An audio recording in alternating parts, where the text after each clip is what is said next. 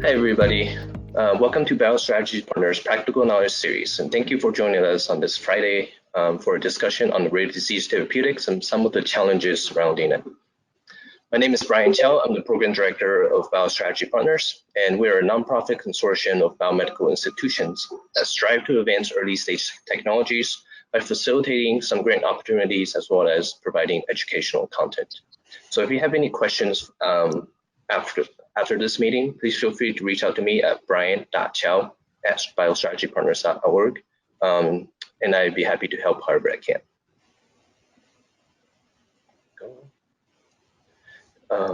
First, I'd like to thank our sponsors, Strategy Ronan, MVM Associates, CBRE, Silverstein Properties, Cantor Fitzgerald, as well as University Place Associates. Thank you very much for helping us host this event so that we can provide you educational content.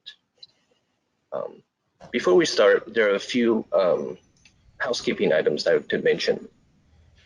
Please submit all your questions in chat, and I will monitor them as they come up, and I will ask the questions if appropriate. We'll leave about 15 to 20 minutes of open discussion at the end, so then we will bring up the questions that were asked during the session, and also a question that was submitted during registration. Lastly, if you would like, please put your title and organization in the chat so the panelists can understand the audience a little better.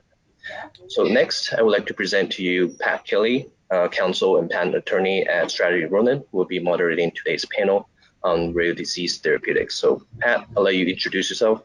Thank you, and I'm very much looking forward to today's talk. Good morning. Thank you for joining us. I'm Pat Kelly. I'm a patent counsel at Strategy Ronan. I got a PhD in molecular biology at Georgia Tech back in 1991. And while I was studying for the patent bar, I was finishing the PhD and became a patent agent. Then I went to Temple Law at night. I'm a patent attorney specializing in biotechnology law. My goal today is really to facilitate the speakers as they discuss various aspects of the challenges of the orphan drug market and discuss, the ways that they see as paths forward as you struggle to get an orphan drug to market. Orphan drugs have challenges that other drugs don't, in particular because by definition the market size is so small. There are issues in getting the drug to market because big pharma, uh, just doesn't want to take the kind of investment they would for something else because they know the possible return is much smaller. So it's a unique area of unique challenges. So I'd like to ask my panelists to just introduce themselves and provide some brief background, and then we'll get started. So panelists, please go ahead and introduce yourselves. Sure, I'll get started. My name is Marnie Falk. I'm a geneticist and pediatrician by training here at Children's Hospital of Philadelphia and University of Pennsylvania School of Medicine. I am executive director of the Mitochondrial Medicine Frontier Program, where we take care of patients from all over the world, children and adults, with problems making energy. So mitochondrial diseases that can affect any organ at any time, and there's more than 300 different genetic causes across 2 genomes. And we work from end to end, from the basic and translational research and therapeutic development to a lot of partnerships with sponsors to develop drugs and test therapies, as well as emerging cell therapies and gene therapies. And then we have a large clinical program and a clinical research trials program. It's a pleasure to be here today. Thank you. Great. My name is Ihor Torletsky. I'm principal at Valhalla Consulting. I've got a varied background. Trained in pharmacology. I have a PhD in pharmacology. I worked in academia. I worked at NIH. I've worked in industry. I worked at various startups doing R&D and drug discovery. And then I transitioned into more of on the business side, doing global product strategy, portfolio management, business development, and then I also transitioned into consulting, where I helped clients with their strategies, both clinical strategies and regulatory and commercial strategies, trying to help them position themselves for success. Did some fundraising. I did a stint as a CEO, also with my own startup, and I've been consulting for quite some time. And right now, I'm working with a very interesting client, Catalyst Pharmaceuticals, which is a rare disease focused company. And my role there is to find programs that are in academia and in institutions that are in early stages to help build them an early stage pipeline. And I'm very grateful to be a member of this panel. Thank you. Awesome. Hello, good morning, everyone. It's a pleasure to be here. I'm Dalphiny Banerjee, and I serve as the Principal Consultant and CEO at 360 Pharma Solutions. I began my career over 25 years ago in academic laboratories, studying fibronectin and wound healing. Then I made my way to industry, starting with small startups. I was at Centocor when it was a startup company before it got bought up by J&J. I worked at another startup where I did a lot of the early molecular biology for what's now called the riboprinter, which is a genetic fingerprinting device that detects pathogens in food. But from there, I went on to Merck. Made the jump to big pharma, where I spent the bulk of my career, first overseeing preclinical laboratories, then conducting clinical trials. I spent some time in the field, calling on KOLs, such as some of our panelists here, to talk about highly scientific topics, and ended my career at Merck in marketing. I launched Fosamax Plus D, if anybody knows that drug, and among other things. And then in 2011, I founded the company 360 Pharma Solutions with a mission to partner with startup and established pharmaceutical and biotechnology companies to accelerate and support their global R&D, boost communications, I like to say, because we're big on that, as well as drive product launch. Now, if you'll indulge me for just a second, I have a slide or two on the company. Brian, next, please. As a strategic partner with a startup biopharmaceutical companies and inventors, we provide the product development know-how, regulatory expertise, and C-suite professionals that you need in order to get your idea from the lab into clinical trials and from clinical trials into the market and patients. In doing so, we serve as advisors, we create and execute R&D strategies and plans, and provide drug development education when it's helpful. And just to give you a sense of one aspect of our work, early R&D, which a lot of our what we're going to talk about today lands in that arena. We help inventors and startups transform ideas into commercial success. How do we do it? Brian, next please. There were three clear dissent. By leveraging, we do this by leveraging a vast network, over 600,000 subject matter experts or SMEs.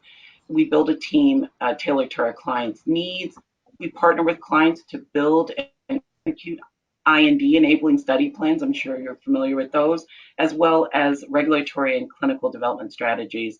We help execute those plans, as well as identifying CROs and CDMOs and working with those folks as well. Importantly, we are an FDA registered agent, so we handle all of our clients' regulatory submissions and communications with FDA, which, as you probably know, all need to be secured with encryption. And when needed, we also help to build a C-suite to facilitate company spinouts. Thank you for allowing me to tell you a little bit about 360 Pharma Solutions. But now on to today's very interesting topic: the future of rare diseases and orphan drugs. Next, please, Brian. And I'm going to take a sip of water here because I can really use one. So diving in, according to the World Health Organization, rare diseases affect more than 400 million people worldwide, approximately 6% of the population. The number of Americans living with rare diseases is estimated to be between 25 and 30 million. And in Europe, the total is estimated to be around 35 million. Notably, the estimate in India is a staggering 70 million people. Amazing. Today, there are more than 7,000 rare diseases, but relatively few specific therapies for them, mainly because the manufacturers, as Pat mentioned, can't recoup their drug development cost. Due to the lack of interest from drug companies in developing treatments for rare diseases, such treatments became known as orphan drugs, and the U.S. And the U.S. Orphan Drug Act of 1983, which you may be familiar with, provided financial incentives that were meant to spur development of therapies in rare diseases or for rare diseases. In that act, the U.S. Congress defined a rare disease as one that affects fewer than 200,000 people in the U.S. Notably, sponsors seeking orphan drug designation must submit a request for the designation to the agency, and that request has to be separate from their application for approval. However, drugs, as we all know, drugs for rare diseases go through the same rigorous scientific review process as any other drug for approval or licensing. Just a little bit about the history. Historically, sponsors had complained that FDA's review divisions, that is CBER and CDER largely, took too long to complete the safety and efficacy reviews. Sponsors also noted that for very rare conditions, they could not conduct the clinical trials that FDA mandated. However, most companies acknowledge that applying a different standard for safety and efficacy of orphan products could compromise public health as well as safety. So the FDA Office of Orphan Products Development, sometimes I get tongue-tied on that, or OOPD was born. We'll talk about more about OOPD and their remit in a moment. But first, as you know, drug development in the orphan drug space presents some unique challenges, as Pat alluded to. With so few patients, true engagement is critical across the entire drug development cycle, from clinical trials and regulatory approval to patient diagnosis and drug adherence. The primary driver of innovation in this rare disease space is the urgent need for new therapies in disease areas that are often poorly understood by most healthcare professionals, and that in many cases affect young children disproportionately. And that's right in Marnie's wheelhouse, both pediatrics and adults, as she had mentioned, but also the patient's geographic adds to the difficulty of gaining the attention of pharmaceutical and healthcare of the pharmaceutical and healthcare industries. But fortunately, patients and their families have inspired regulatory changes, including the Orphan Drug Act that I just mentioned, that provide incentives for orphan drug research. And they've created online, these folks who are experiencing these rare diseases have created online and offline networks of others who share their experiences, and collectively and individually have become well informed about their conditions. As such, they've also become influential with pharma companies, regulators, and payers. You'll hear more about all of these aspects during today's discussion. Just a little bit more background and history here. Back to OOPD, that is the FDA's Office of Orphan Products Development. According to FDA, the OOPD's mission is to advance the evaluation and development of products that demonstrate promise for the diagnosis and or treatment of rare diseases or conditions. These can be drugs, biologics, devices, or even medical foods. In doing so, OOPD evaluates the scientific and clinical data as they would with any other kind of therapy. OOPD is also charged, though, with working on rare disease issues with the medical and research communities, with professional organizations, academia, government agencies, industry, and rare disease patient groups. CEDAR, that is CD, like dog, ER, CEDAR, has a rare disease team, what they call the RDT, that's committed to advancing and facilitating the development and timely approval of drugs and biologics for rare diseases, including those that affect children. The RDT is supposed to integrate into those review teams in both CEDAR and CBER during the review of orphan drug applications, provide their unique expertise on flexible and feasible approaches to studying and reviewing such drugs, including, for example, the innovative use of biomarkers or the use of adaptive study designs, the evaluation of novel endpoints, etc. OOPD also offers on their website, just Google them, tips for creating an orphan drug designation, as well as several guidances, namely around gene therapy, priority review vouchers, OOD for pediatrics, OOTD, sorry, for pediatrics, meetings with OOPD, and other topics as well. Sponsors applying for an orphan designation must document the condition for which their product is intended. They must document that it affects fewer than 200,000 patients in the U.S. per the statute. And as I mentioned a few moments ago, they must submit to the agency a request for that designation. There are a few ways to do that. As you can imagine, they can submit through a secure portal. The CEDAR's portal is called NextGen. They can also email the required information to a special mailbox, or they can snail mail the information to OOPD. Obtaining the drug status, the orphan drug status, allows sponsors to apply for various incentives, such as the orphan drug tax credit, a lot of folks have heard of, or the ODTC, where developers of an orphan drug get a tax credit, which was originally set to 50% of qualified clinical trials costs, plus 7 years of market exclusivity.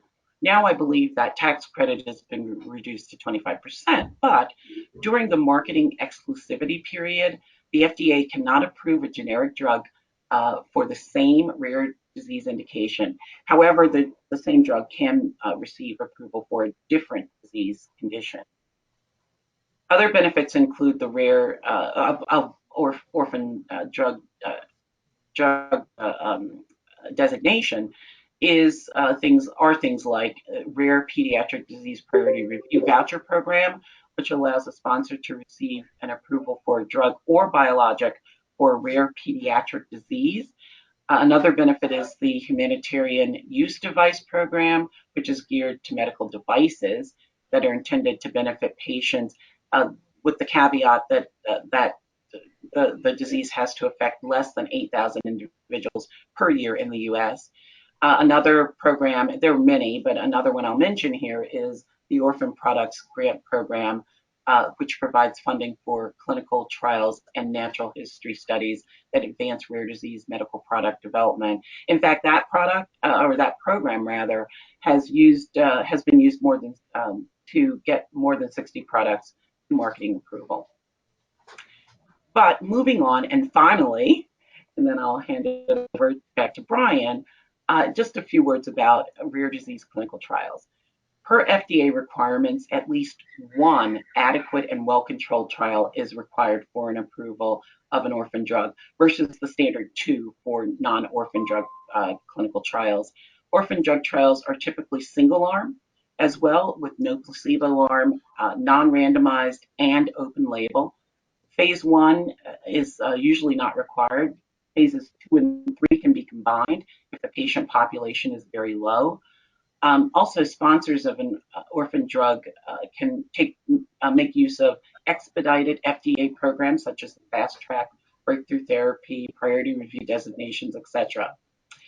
To close, FDA facilitates what they call patient-focused drug development meetings as well, where they collect patient experience data from patients, their family members, their caregivers, and disease foundations. These data help orphan drug developers determine clinical endpoints and the route of administration for clinical trials that are best suited to those particular individuals with rare diseases. So that's hopefully you found that as a helpful overview just to get our day started. Brian, I'll hand it back over to you. Thanks, Dal.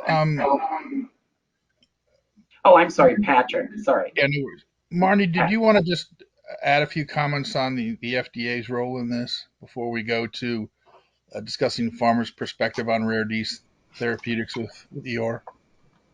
Yeah, I think Dal gave a great overview. I think in practice, there's a rare disease section now in the FDA, but a lot of rare diseases might also go through a more kind of organ specific branch of the FDA, and they always encourage early and frequent conversations, before you've even submitted your IND to have pre-IND meetings.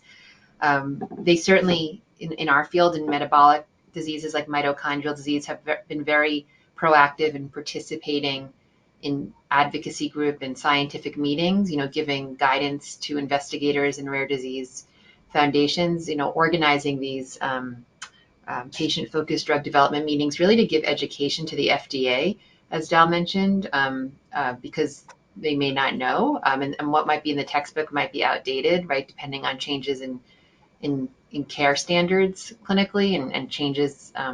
They very much require rigorous studies. So while phase one may or may not be needed, phase two typically is, and often a series of phase twos before you can get to the phase three. And more we're seeing, at least in our disease, that can be so heterogeneous, a deep requirement consistently for natural history studies before they agree to the IND to really make sure the outcomes are appropriate. So thinking about sort of alternate trial designs is important. You're not going to get 500 patients. You may not get 100 patients depending on the type. Genetics guides a lot of rare disease clinical trial entry criteria. So thinking a lot about the genetic basis, who gets in. Is it more like a basket trial, or is it multiple genotypes, or is it a individual genotype? And even within an individual genotype, there might be a lot of variability. So these are all considerations.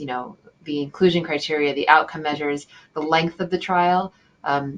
Oftentimes they'll start requiring placebo controlled, even with a natural history study. They want to know that the placebo effect can be substantial. So crossover designs can be acceptable. But again, they're big considerations. And even though the trials are typically a lot smaller, like, you wouldn't go over a few hundred patients, most likely in any of them. And again, rare disease agencies or companies like Ultragenyx have gotten approval on 10 or 20 patients. And they also think about personalized outcomes. Maybe each person has their own outcome, and then it's more kind of creative statistics to look for whether there's responders for their own outcome. So I think the FDA wants us to come to therapies for rare diseases, but there's still quite a lot of barriers, and the costs do remain high, and the investment of many stakeholders is needed, from the families and the advocacy groups to the pharma to the regulatory advisors at the CROs, the academic researchers who typically will see a lot of these rare disease patients. They won't often come from just the general clinics. They'll typically come from more specialized centers. So it is sort of a village to get these therapies through, and it still is quite costly. Most of these trials will still be in the millions of dollars, not, even though they're smaller, because there's quite a lot to do. And the length of time, I guess, is the other. Oftentimes the trials, you're not going to get away with a 1 month trial. They'll often be 6 months, 12 months, or longer. Okay. Thank you. ER, do you want to talk a little bit about farmers' perspective on rare disease therapeutics? Sure.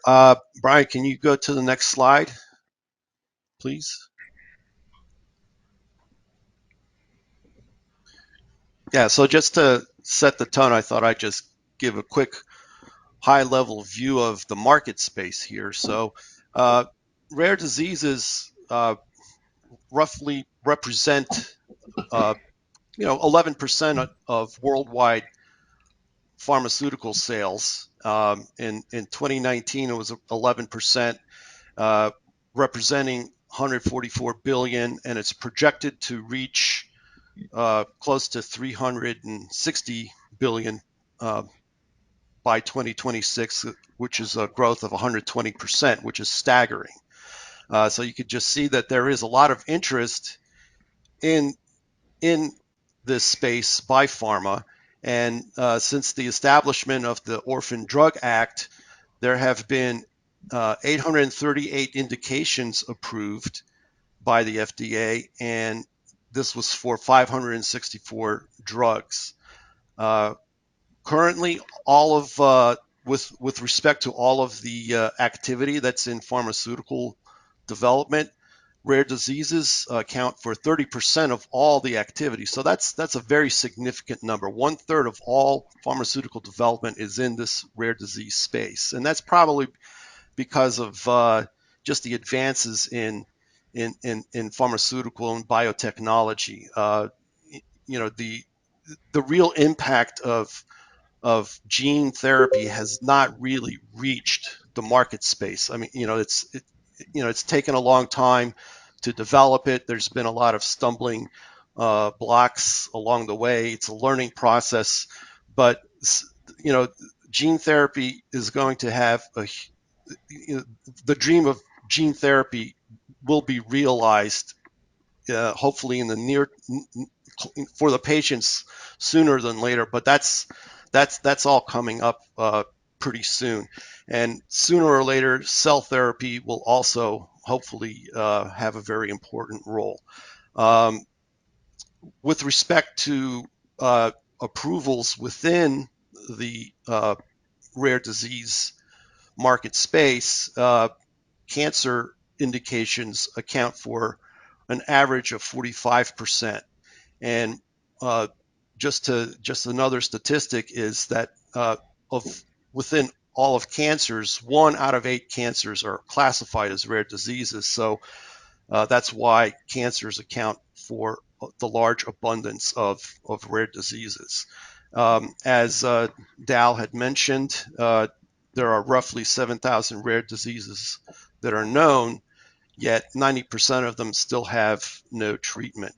And and as has been noted also by Marnie and Dal, it's from the pharma perspective, it's difficult to try and develop a drug for a patient population that's 20 or 50 or 200. So it's not cost effective, unfortunately. So I'm not sure how that would be remedied.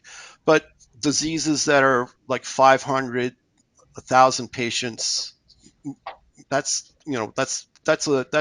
a minimum number, let's say in the United States, not total worldwide, but let's put it this way: the United States and the EU and Japan account for the majority of the market from a pharmaceutical perspective, because of that's where pharma can get most of the return on an investment. So that's the minimum is roughly between 500 and 1,000 patients within a rare disease. So some of the benefits of working within the rare disease space and would be that it's a new undertreated patient population group. Like Dal mentioned, the number is staggering. Already mentioned, you do get a fast track priority review, which is different than other indications such as diabetes. Already mentioned was that you may get approval with one good registrational study and with a smaller number of patients than usual in other disease indications. The voucher can be also very nice. Small companies who have and large, but small companies who have been successful in getting a small rare disease indication can sell the vouchers. I think the record for a sale of a voucher was, I forget the name of the company, but they sold it to, I think it was to AbbVie for $350 million. So $350 million for a small company, that's, sometimes better than what you can get from a VC raise.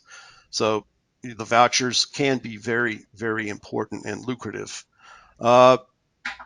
Also, with respect to with respect to the formulary, uh, you get a better formulary priority status because of the need for these drugs, and also you get a better pricing just because there's a big demand for treatment in rare diseases, and insurers and the government want to make sure that patients do get these drugs, and they do understand that the costs for these trials are relatively high, and they want to make sure that companies do get reimbursed uh, for the general health of of the patients that really need it.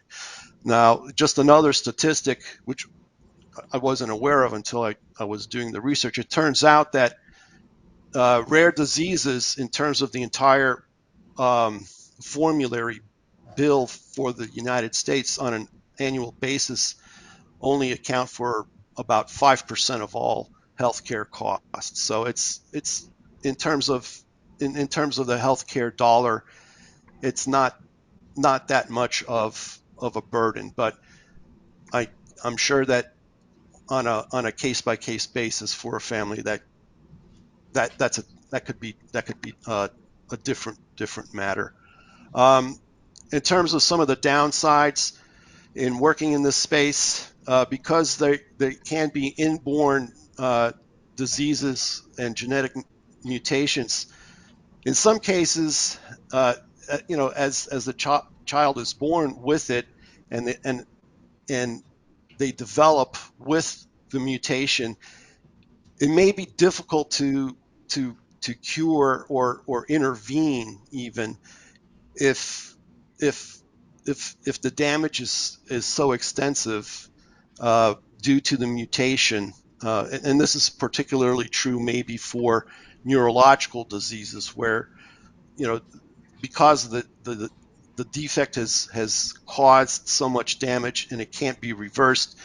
it, those types of situations, there are very difficult to treat and maybe find a therapy. So even with a gene therapy, those types of disorders may not be uh, may be very difficult to find a therapy for. As mentioned before, they are small populations, so recruitment can be a challenge. The length of the trial may be long, and because of the interest in in rare diseases, you now do have large competition for small patient populations between all the companies. So it can be hard to conduct these trials for, let's call it, popular rare diseases. Uh, with respect to preclinical work, many cases there aren't any appropriate animal models, so it's a challenge to try to uh, do R&D.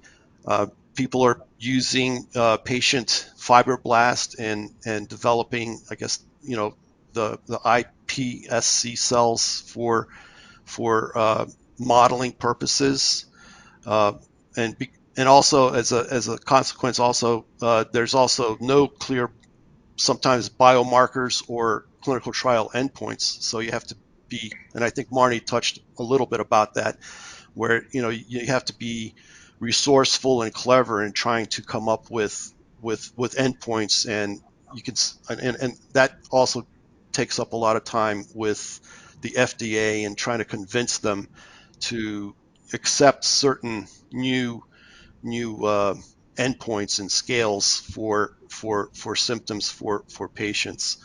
And the last point I have would be with respect to oncology.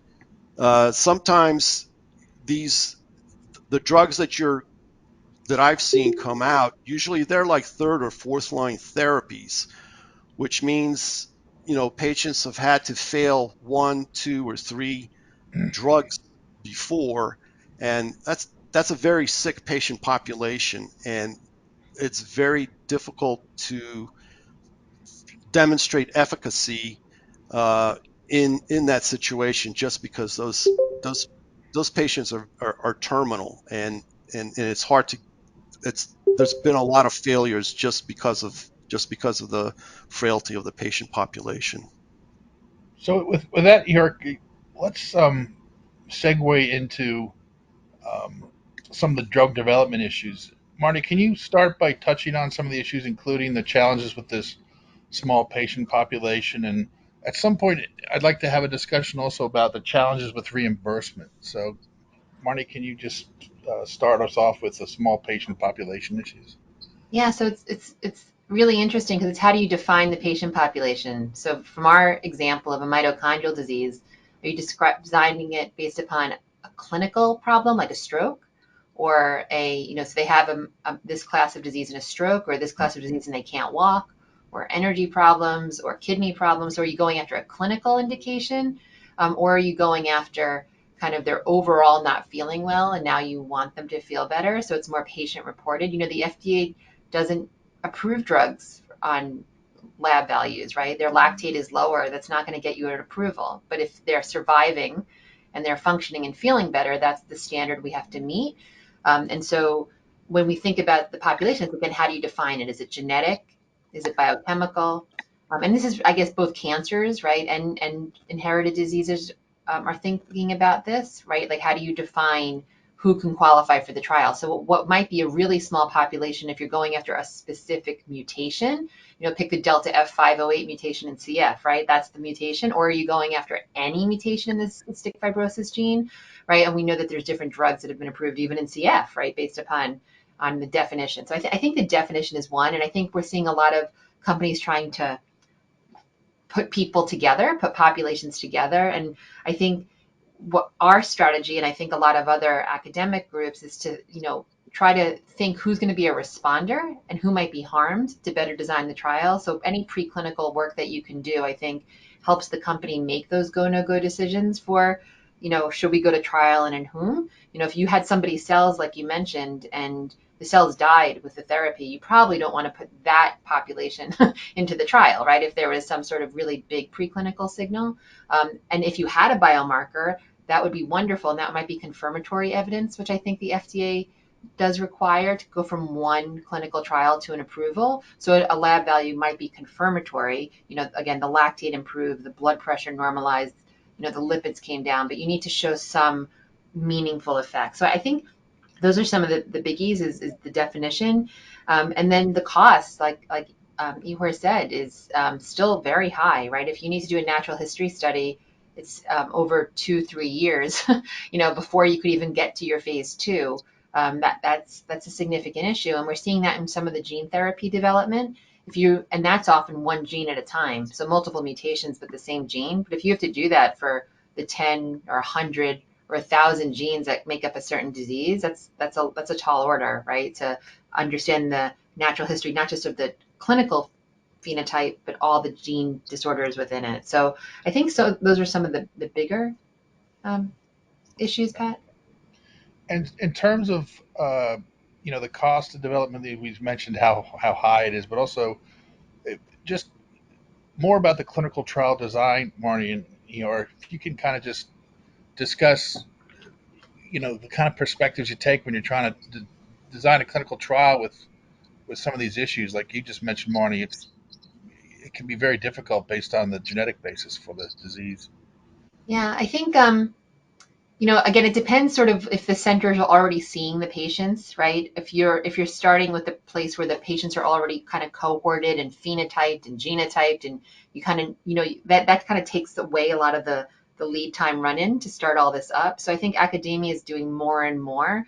I think the muscular dystrophy example is, really clear. The academic groups working with NIH, they put together programs to define the natural history, to define the outcomes. So then it became sort of a lightning rod to attract pharma, because now they had like a ready population and a ready outcome, and all the kind of work had been done. So I think that probably lowers the cost for pharma because they don't have to start at the beginning.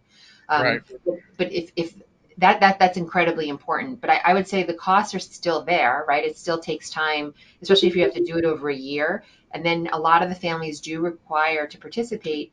They don't love the idea that they aren't feeling well, but that they might get a placebo, and that they might not get the drug. It's a hard thing for a lot of the rare disease population to understand. And so the advocacy groups do a lot of education, and the doctors, and building that trust. But then they want open label access at the end. And so that goes back to the companies to make sure they have in human data showing safety over that period of time, going back to the issue for phase 1. So we're seeing that issue too, where the trials will be easier to enroll if we could give open label at the end, or open, everybody gets it. But sometimes that's not possible because of the cost. And then there's also, the in our experience, the regulatory agencies do like preclinical data. It's helpful to figure out a dose. It's helpful to figure out that there's a sign of efficacy, that the equipoise is, favorable, that there might be some benefit. But at the end of the day, their job is to show lack of toxicity,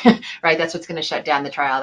That's why a lot of the problems are going to arise. So, there's still, even though it's rare disease, there's still a pretty tall order on the companies to do the large animal studies and the PK studies, and those are still costly. Whether that drug's going to wind up in 10 people or, 1 million people, the drug development, I think, process is still fairly similar for a lot of the requirements. And, creating the IND, that booklet of 500 or so pages, right, still takes an enormous amount of expertise. Again, whether you're going for a small population or a large. So I think there's a tall learning curve, but I think everybody's motivated to do it.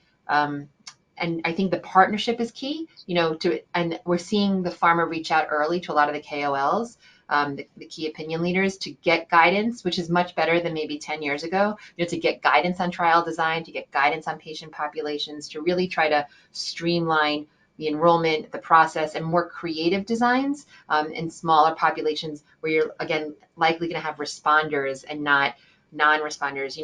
10 years ago in our space, the definition of the disease didn't even require genetics. So you can get in, maybe you had Down syndrome, maybe you had a different disease. So it was very confusing, right, to try to reach approval. So I think genetics has streamlined it and been a really good tool to try to make this more efficient. But at the other end, if people are too narrowly focused on the genetics, then sometimes they miss the bigger picture about, well, which patients with the disease will actually benefit. So it is a bit of a double-edged sword. I Yeah, think you I brought us think into an interesting I area, think and that is patient advocacy. Um, you know, the idea that the patients are going to want to be engaged at some level. I think if all the panelists, including you, Dow, can kind of walk into the patient centricity and patient engagement issues that are going to drive clinical trials. So I'll toss it over to Marty first and add anything I can after that. She's really has a Yeah, lot of expertise. I've been in this field for since I started about 22 years now, and I would say the families are the beginning. They're the reason we do what we do, and we go into our clinical domains. They're the need for therapy.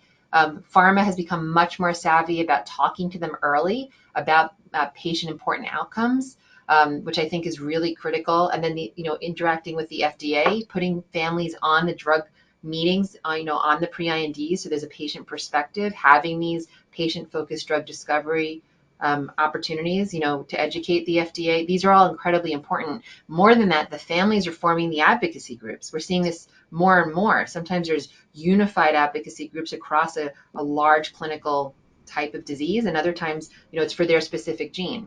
So I think there's a flurry of activity of more and more foundations being formed and more advocacy. And families want to be involved. They want to be involved in interacting with the institute, sometimes even trying to get the licenses on the IP and raising funding, to move the therapies forward. So I think the CF Foundation was, again, one of the,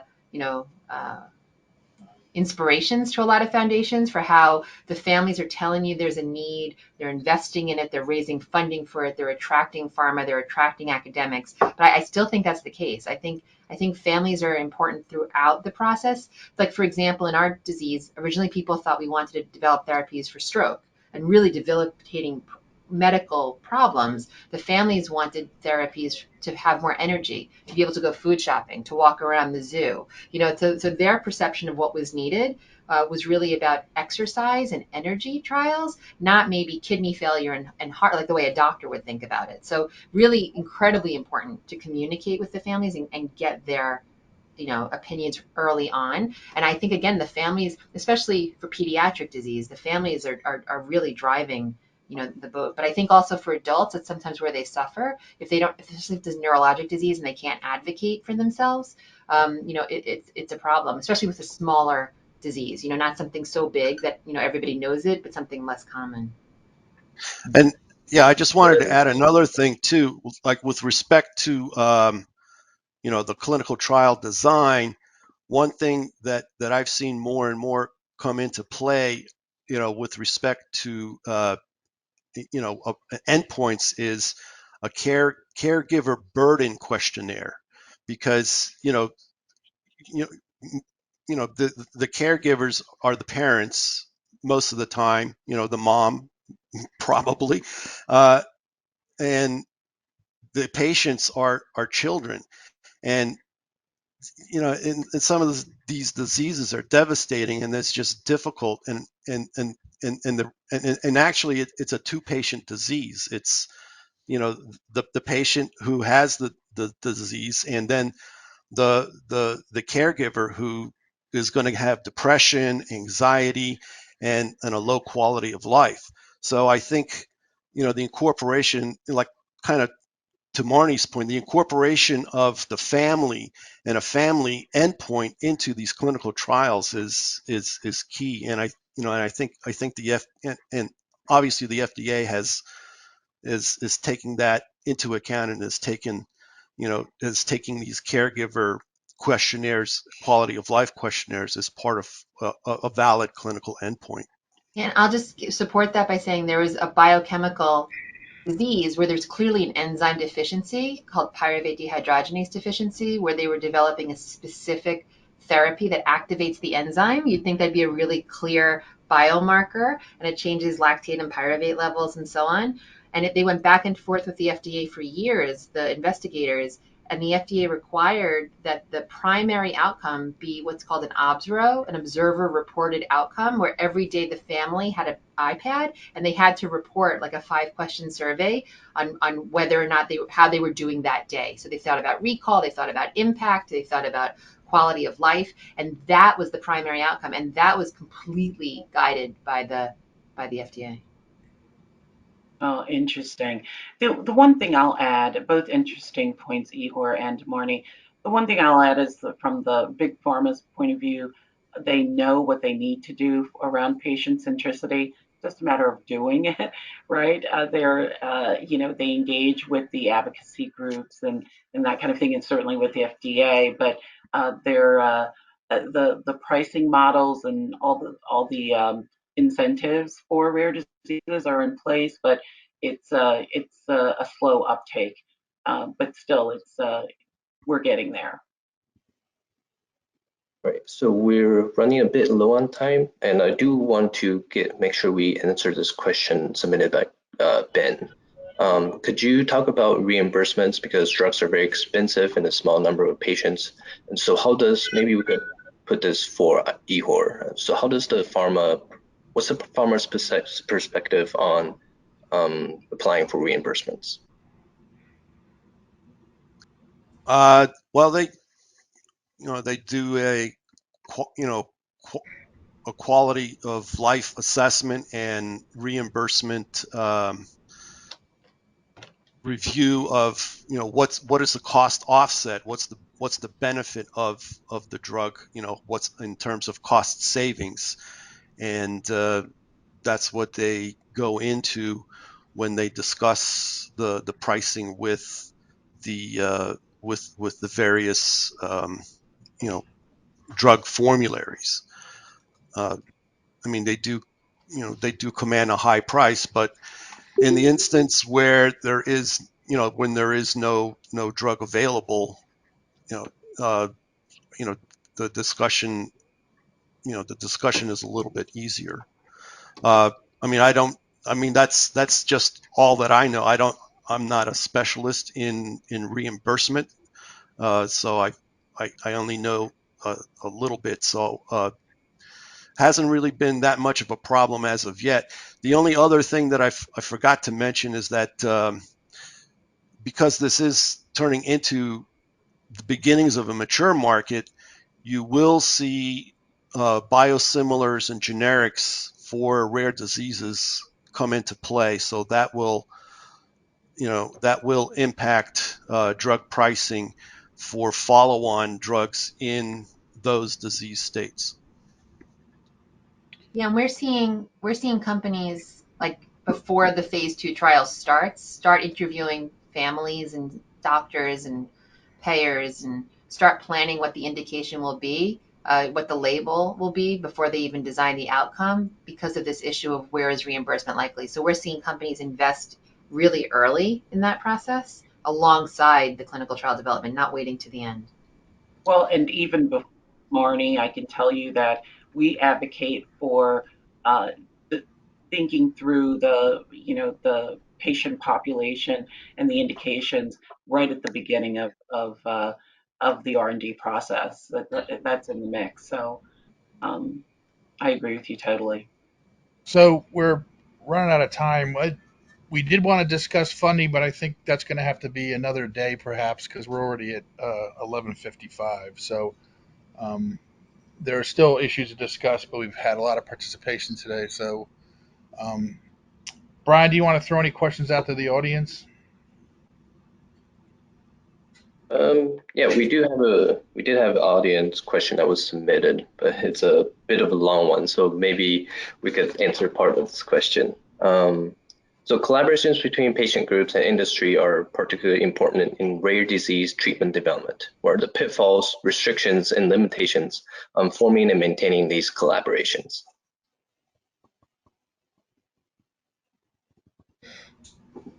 I'm happy to start the answer. I think it's difficult, right? Because you're playing on people who are vulnerable, right? And there's a lot of hope. We've seen some people reach out, with new therapies from other countries, and families are flying and paying out of pocket 20,000 a pop for something that's not proven. So I think sometimes there's opportunity here for exploiting the families.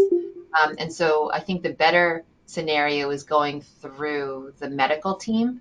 A lot of when we've done surveys of what would encourage families to, what sorts of drugs and how they would, move towards a therapy, it's sort of making a decision with their medical team.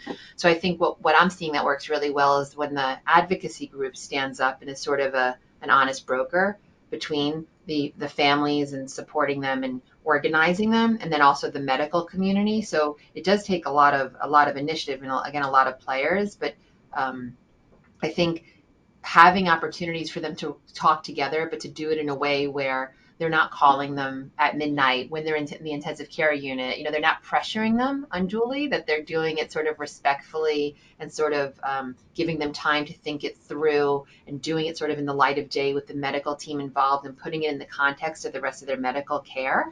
I think that's the best way to do it. So we're seeing a lot more, like we have an opportunity once a year where we have an event where we bring all of our families and we bring all the pharma and we organize a panel with pre-submitted questions for pharma to ask families and families to ask pharma at our annual scientific meetings.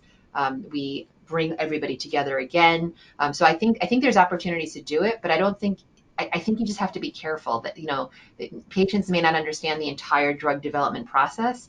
Sometimes I've been seeing pharma ask families to raise money, and that's also a complex situation. I don't know whether it's good or bad, but there's certainly a lot of ethical considerations about, who's putting pressure on whom, sort of, and we've seen it the other way around too. We've seen families reach out to CEOs and beg to have a therapy where the medical team may not think that that's necessarily safe for the patient. So there's a lot of it would be ideal if you could align sort of the medical team and the family and the advocacy group and the pharma and get everybody sort of on the same page. Where is there laboratory data? Is there other examples to choose from, other contraindications? How can we work together? I think everybody wants to work together. I think everybody wants more potent, safe, effective therapies. But I think it's about how do you do it in a way that the families feel safe and that we can make sure that we know that it works. I think open label forever isn't awesome either, right? Because then you're denying them other trials that might exist, and you're missing the opportunity to know if it really does or doesn't work, so that you can sell it. So I don't know if others want to add on. Well, I don't think we have enough time, so we have 1 minute left. But I do want to take this time to thank Pat for moderating this panel. I want to thank Marnie, Ihor, and Dow for the excellent discussion. And if you have any, so like Pat said, we were going to talk about funding, but if you have any questions regarding that, Marnie, Dow, and Ihor would be happy to be contacted by you. Reach out to me or reach out to them directly through the emails on here. They'll be happy to answer your questions. So yeah, I would like to thank everybody for attending this panel discussion, and have a wonderful weekend.